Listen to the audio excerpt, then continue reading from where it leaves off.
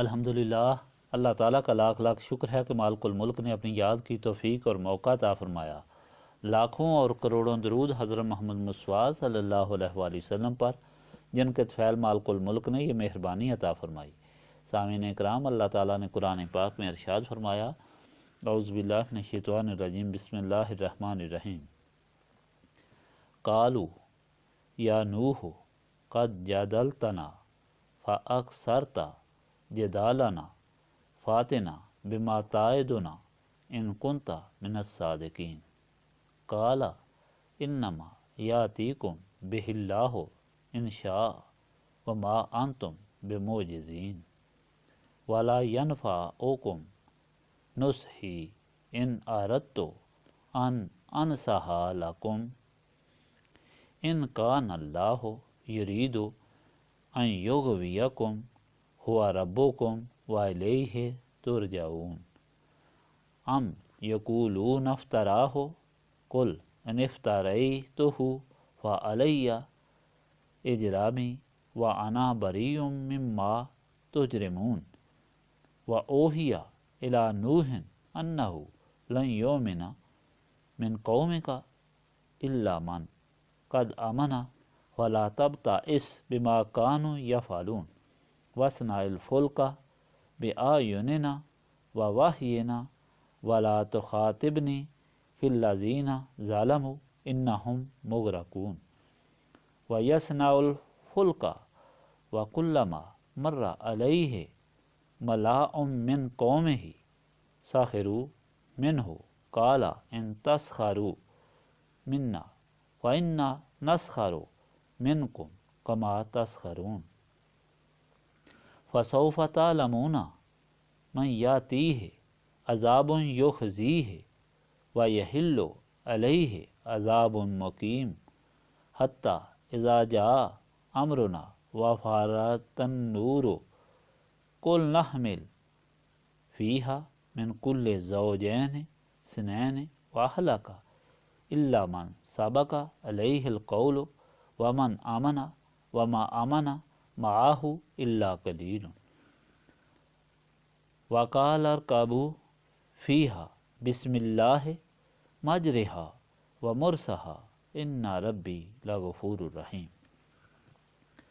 وہ بولے، کیا نوح، تو نے ہم سے جھگڑا کیا اور بہت ہی جھگڑا کر چکے ہو، اب لے آؤ جس کا تو ہم سے وعدہ کرتا ہے اور ہمیں ڈراتا ہے اگر تو سچا ہے۔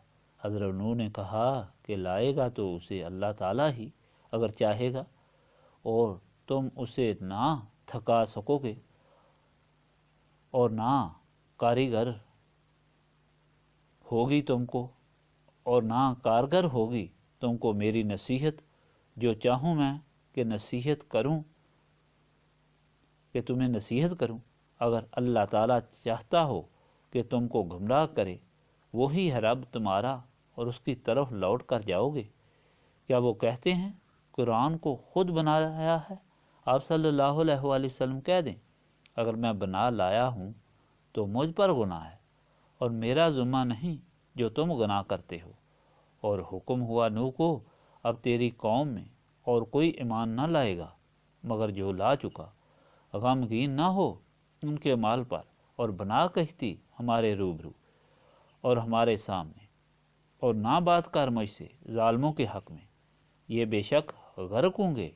وہ کشتی بناتا تھا اور جب گزرتے تھے اس پر سردار اور اس کی قوم کے تو ہنسی مذاق کرتے تھے، تو اس نے کہا اگر تم ہنستے ہو تو تم پر ہم بھی ہنسیں گے جیسے تم ہنستے ہو، پس تم جلد جان جاؤ گے کہ کس پر آتا ہے عذاب جو رسوا کرے اس کو، اور اترتا ہے عذاب اس پر دائمی، یہاں تک کہ جب ہوا حکم ہمارا اور جوش مارا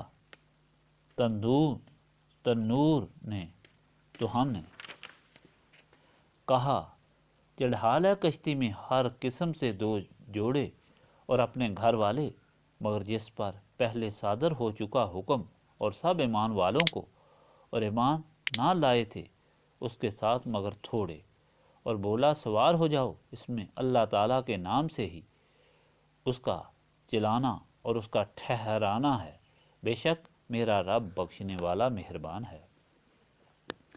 آپ سن چکے ہیں کہ نوح کے دور میں بت پرستی، فحاشی اور بے راہ روی شروع ہو چکی تھی، تو اللہ تعالیٰ نے اپنے رسول حضرت نوح کو ہدایت کے لیے بھیجا۔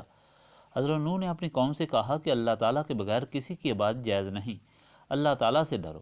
تو آپ کی قوم کے سردار جو تکبر اور غرور میں ڈوبے ہوئے تھے اور ظلم کے مرتکب تھے، انہوں نے حضرت نوح کو صاف جواب دیا، ہم آپ کا حکم نہیں مانیں گے، کیونکہ آپ ہماری طرح ہی ایک انسان ہیں، آپ کو ہم پر کوئی فضیلت نہیں، اور آپ کو وہی لوگ مانتے ہیں جو ذلیل، کمزور اور غریب ہیں۔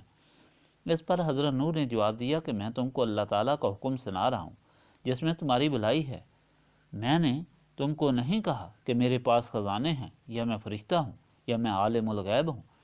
اور رہا حال ان لوگوں کا کہ جن کو تم ذلیل سمجھتے ہو، یہ تو ساری کائنات پر واجب الاحترام ہو چکے ہیں اور اس مالک کے غلام بن چکے ہیں جو خالق و مالک ہے۔ اللہ تعالیٰ ان سے محبت کرتا ہے، اس لیے وہ قابل عزت اور احترام ہیں۔ میں ان کو لگ نہیں کر سکتا، اگر ایسا کروں تو اللہ تعالیٰ خفا ہوگا۔ اس کے ساتھ آپ کو بتایا تھا کہ حضرت نوح نے ان کے جواب میں کہا کہ میرے پاس خزائن نہیں، میں عالم الغیب نہیں، اور میں فرشتہ نہیں۔ یہ ایک پرمعنی اور جامع جواب تھا جس کو لوگ نہ سمجھ سکے، اور انہوں نے اللہ تعالیٰ کے رسول کو محتاج اور اپنی طرح بشر اور غیب سے بے خبر کہنا شروع کر دیا۔ دراصل ایسا سمجھنے والے لوگوں کی کم عقلی ہے۔ حضرت نوح کا یہ جواب کہ وہ اللہ تعالیٰ کے رسول ہیں، یہ ظاہر کرتا ہے وہ سب کچھ تھے۔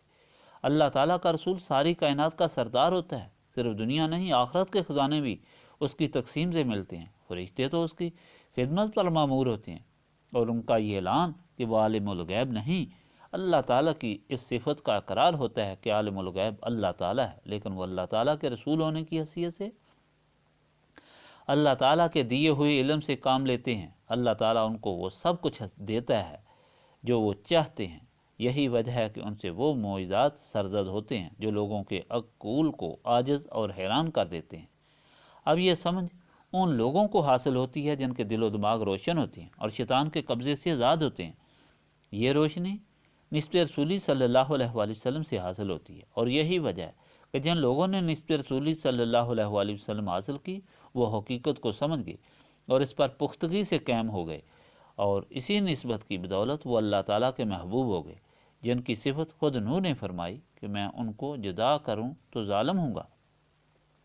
آج کیا فرمان نوح کے حال کے متعلق ہے کہ آپ تبلیغ فرماتے رہے لیکن بہت کم لوگ ایمان لائے۔ ظالم، متکبر اور مغرور لوگوں نے جواب دے دیا کہ ہم کو مت ڈراؤ، لے آؤ وہ عذاب جو لا سکتے ہو۔ حضرت نوح نے فرمایا عذاب تو اللہ تعالیٰ اپنی مرضی سے بھیجے گا، اور اس وقت تم بچ نہیں سکو گے، اس لیے بر وقت راہ راست پر آ جاؤ۔ مگر وہ راہ راست پر نہ آئے تو اللہ تعالیٰ نے نوح کو بتا دیا کہ اب یہ ایمان لانے والے نہیں، جو لا چکے۔ جس وقت اللہ تعالیٰ کے رسول نوح نے خشکی میں اور دھوپ میں کشتی جس وقت اللہ تعالیٰ کے رسول نوح خشکی میں اور دھوپ میں کشتی بنا رہے تھے تو قوم کے ظالم اور گستاخ لوگ ہنستے کہ نوح کو کیا ہو گیا ہے، خشکی میں اتنی بڑی کشتی بنا رہا ہے۔